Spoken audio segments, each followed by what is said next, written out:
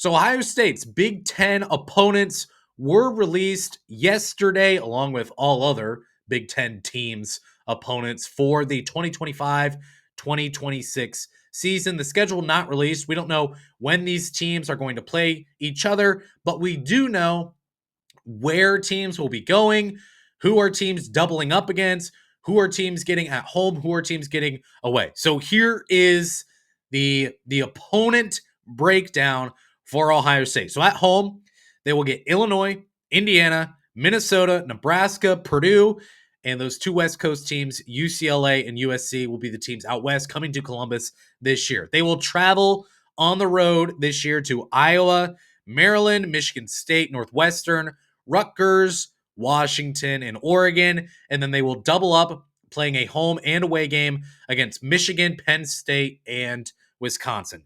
So let's stop there. First of all, I'll give you my reaction. What's your reaction? You've probably already seen this. You've taken a look. What was your initial gut feel? You get at home Illinois, Indiana, Minnesota, Nebraska, Purdue, UCLA, and USC. And you would say that's probably a pretty tough schedule for Ohio State, but man, at least they're at home. And then you go to the away games, and then you look at the teams they're doubling up against, and you say, I think this might have broken down pretty successfully for Ohio State. And the numbers would actually, I know that teams are not final at this point. The portal is closed, but there are still decisions to be made. Ohio State is a team that could really jump up or drop a few spots depending on what they do with the portal. But if you look at Bart Torvik, here's what I'm going to look at. Bart Torvik, his predictive metrics for next year, and Gary Parrish, his top 25 and 1 on CBS. This is what these two entities, I will say about the Big Ten next season. So Bart Torvik has Purdue as the number 2 team in the nation next year. Michigan, number 4. UCLA, number 7. Those are 3 top 10 teams coming out of the Big Ten. Outside of that, you've got Illinois at 14th. Michigan State right behind at 16th. 22nd is USC. 23rd is Ohio State. According to Bart Torvik, Ohio State, a top 25 team. Get outside of the top 25, you got 26th Wisconsin. 30th is Iowa. 35th Indiana. Right behind them is Maryland, and then 38th is Nebraska before you get a pretty steep drop-off. So that's where things stand with Bart Torvik. Bart Torvik really likes Purdue, Michigan, UCLA. My phone is blowing up. I just want to make sure this isn't, okay. You just got to make sure when you're sending texts around, just got to make sure that it's not from something that could be pertinent to the show. So that's where Bart Torvik sees the Big Ten. Purdue, Michigan, UCLA being very good. You got kind of Illinois, Michigan State in a tier of their own. And then you throw together USC, Ohio State, Wisconsin, Iowa, Indiana, Maryland, Nebraska before you get a drop-off. Wow, we're really sorry. The phone is blowing up. I gotta put it away for a second. And it's not even anything relevant. It's kind of relevant to Ohio State, but not in the way that we'd like. Gary Parrish, his top 25 and 1. So he's only got 26 teams. So some of these teams that we mentioned from Bart Torvik will not be mentioned here from Gary Parrish, but Bart Torvik has Purdue 2nd. Gary Parrish has got Purdue 3rd, Michigan 7th, UCLA 9th. So both entities here, both rankings ratings have Purdue, Michigan, and UCLA in the top 10. You've got Michigan State at 14, Oregon at 16, according to Gary Parrish. Bart Torvik has Oregon 58th, a huge discrepancy there. You've got Illinois 22nd, Wisconsin 25th, and guess who's 26th? Yeah, you nailed it. Your Ohio State University Buckeyes. So seen as top 25-ish teams by both Bart Torvik and Gary Parrish is Ohio State. I have my own take on that. I'm not going to get into that right now. So when you take Bart Torvik and when you take Gary Parrish, you can kind of average out some rankings here in the Big Ten. All right, so here's what we got. Number 1, Purdue. Number 2, Michigan. Number 3, UCLA. Number 4, Michigan State. 5th, Illinois. 6th, Wisconsin. Number 7 is Ohio State. 8th is USC. 9th is Iowa. Indiana is 10th. Your final couple of teams here, Maryland, Nebraska, and 13th is Oregon. I add 13 teams because Ohio State can't play itself. So you've got a clean top 12 teams here projected, in the Big Ten. Will you get 12 teams in the NCAA tournament next year from the Big Ten? We'll see. That's a good number to look at. These top 12 teams would be projected at absolute worst. That 12th team, which is Nebraska, 13th, which I guess is Oregon. Those teams at absolute worst expected to be on the bubble by the end of March, right? So, initial reaction, you look at how this breaks down. You're home against the number one team in the Big Ten. You split. You're home and away against the number two team in the Big Ten. You're home against the number three team. You're away against number four. And then you're home, number five, split number six, home number seven, away. Your first matchup, your top seven teams are all either home or home and away. You don't get to a solely away game until you get to the number 8 team ranked in the Big Ten. You're home against the number 9 team. That concludes your top half of the conference. One away game only against the top half of the conference projected next season. Now, again, these numbers are going to differ. You look at Michigan, for example. If they lose Lendenborg to the NBA draft, there could be some more movement there at Michigan, so we'll see what happens there. But look, it's a top team in the Big Ten projected. You're probably going to lose Danny Wolf, I assume, as well, as he's an early entrant in the NBA draft. But there's a cliche here I'm about to say. It's a rivalry game, so anything can happen. But as I was digesting my turkey the Saturday after Thanksgiving Day, there were young men, and maybe ladies, got some of this too, old, young, doesn't matter. There were human eyes receiving the good graces of pepper spray at the Horseshoe. Okay? Hand up, I got mad after that game, okay? I went outside and I just stewed for a while. And then I found this stone, bigger than a rock, smaller than a boulder, a stone that I raised above my head, and I spiked it in the ground as hard as I could. And as I ejected that stone from my hands, I also ejected my wedding ring from my finger, and couldn't find it. Had to come back the next day with a metal detector I bought for $70 and finally found it with my own eyes, not even the metal detector. So thanks a lot, Michigan. Darn them. So all that said, anything can happen, including losing your wedding ring when it comes to playing a rival that you're favored by 3 touchdowns against. I know this is a different sport, but you've got to split. You got a home and away with the number 2 team projected in the Big Ten. Anything can happen. It is cliche, but it's true. It was proven. Anything can happen in rivalry games. So you have that going for you. Generally, you're going to get 2 home games, 2 away games against those West Coast teams, USC, Oregon, UCLA, and Washington. The home games this year for Ohio State, they visited USC and UCLA last year. This year, they get USC and UCLA at home. If you're going to allow me to handpick the 2 West Coast teams that I get at home, I want my big games at home. I want them against UCLA, who picked up Donovan Dent. The powers that be, by the way.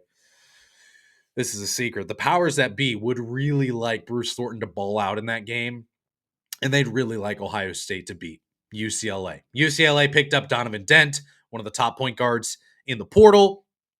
That's a big game for Ohio State. USC just landed Chad Baker Mazzara. They've got Jerry Easter. Buckeye fans know him well coming in. And another top 10 player in the freshman class coming in as well for USC. This is probably going to be a springboard year for USC and Eric Musselman. So that said, give me those 2 teams at home. I'm going to play my toughest games at home. Your toughest away game, on the flip side, your toughest road game that isn't a split game. You got Wisconsin, Penn State, Michigan. We talked about that. You're only the opponents that you play once and only on the road. Michigan State, that's your toughest game. Outside of that, who is it? Iowa? Iowa could be good this year. There's no question about that. Iowa's got a lot of smoke to them this year. Maryland, they're losing a lot. Washington, Oregon, maybe? I don't know. But the fact of the matter is, the caliber of opponent that Michigan State is compared to Iowa, Maryland, Washington, Oregon, I think Rutgers is there, Northwestern. I mean, my goodness, that's a really, really nice schedule or a breakdown, I guess, for Ohio State in terms of the opponents that they're going to play on the road. Now, here's the question that we're going to have to pay attention to. If you're here still listening or watching the Views from the Shop podcast on April 30th, or maybe a couple days later, talking exclusively about Ohio State basketball, you're a Buckeye basketball sicko, and I welcome that. I'm happy that you're addicted to Ohio State basketball in the way that I am. We can support each other. We're not really going to help each other get rid of our addiction. We're kind of going to at least keep ourselves in the addiction, maybe make it worse. I don't know, but you're welcome here. You know this. The environment and the casuals know this too. The environment at the Shot sucks. We know that. It's sleepy. Shout out Nut House. Shout out 1-star reviews. That said, if the schedule breaks down the way it did last year, torch it. These papers, catch them on fire. Throw them into the trash. Doesn't matter because it's not really going to break out well for Ohio State. What happened last year? Well, Ohio State got a home game on a Saturday at noon. December 7th.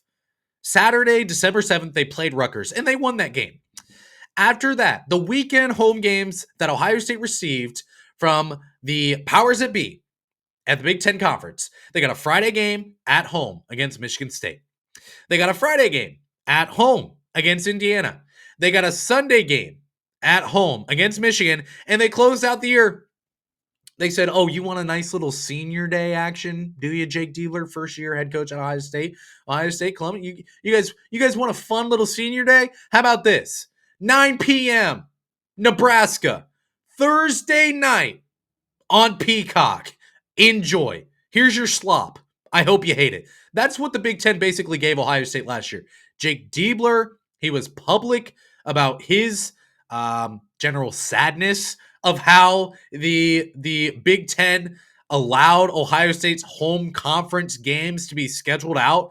So if that's the case this year, your only home Saturday game is played 3 days after this guy's birthday? No, that's going to be a problem. However, and Friday night games too. You know what high school recruits are doing on Friday night? They're playing high school basketball. They can't come visit you, okay? Not going to happen. On Sunday, you get one Sunday game. Cool. Again, travel makes it tough because you got to go back home. You got to go home on Monday. People got work. People have got school. You got schedules. You got to match all this stuff up. So if Ohio State gets one freaking Saturday game next year at home in Big Ten play, and it's on December 7th, thanks. I hate it. However, if Ohio State can get, I don't know, a home game against, the game against Michigan, I can pretty much guarantee that home game against Michigan is probably going to be after the Super Bowl on a Sunday. Probably. That's going to be the case. If you can get Illinois, if you can get Indiana, if you can get UCLA or USC at home on a Saturday, for example, please, Big Ten. Okay. It's just, you guys can listen, but you're not really in the room. It's just me and those guys who make the schedule at the Big Ten. Please, okay, from the bottom of my heart, do not give me freaking Ohio State and UCLA at 9 o'clock on a Tuesday night. Do not give me Ohio State and Minnesota. Scratch that. Minnesota can be the Thursday game at 9 p.m. That's fine. Do not give me Illinois. Do not give me Indiana. Do not give me Purdue, UCLA, USC. Don't give me most of. I understand some of these games, I've got to be at home. They've got to be on a Tuesday evening or a Wednesday evening. I get that. Please, a couple of Saturday games, all right? Spare us. We got a lot going on down here in Columbus. A lot going on in the Ohio State basketball world where things aren't going the greatest. Give us a couple home games on Saturday. Noon, 7, 6, that would be fun, right? Please, okay? It's Ohio State University. The Ohio State University. So, how does the schedule break down for Ohio State? Well, pretty dang well. Not the schedule. Wrong word to use. How do the opponents break down for Ohio State? Pretty dang well. The schedule, well, that's to be determined. Alrighty. Nearly 45 minutes strong. And they said on April 30th, there's nothing to talk about when it comes to Ohio State basketball. We're going to talk about who's the tight end 3 at Ohio State football. That's what we care about more. Not our show. Come on. Thanks for watching on YouTube. Again, if you watch on YouTube, please do like the video that you're watching. That would help a lot. And subscribe as well on podcasts. You know the drill. Subscribe there. Views from the Shot. podcast.substack.com if you want some more Ohio State coverage as well. Follow on the socials. You know the drill. We'll be back most likely next Wednesday. That's kind of the day that's working right now for the kind of weekly-ish show as we're in the off season. But of course, as you know, as news breaks, we are going to drop episodes whenever that happens as quickly as possible. So that's why you should continue to follow the Views from the Shop podcast wherever you get your podcast and your content and socials and all that stuff. Alrighty. Well, thanks for listening. It's been fun, hasn't it? Thanks for being here. I appreciate it. It's time for me to shut up before you shut me off.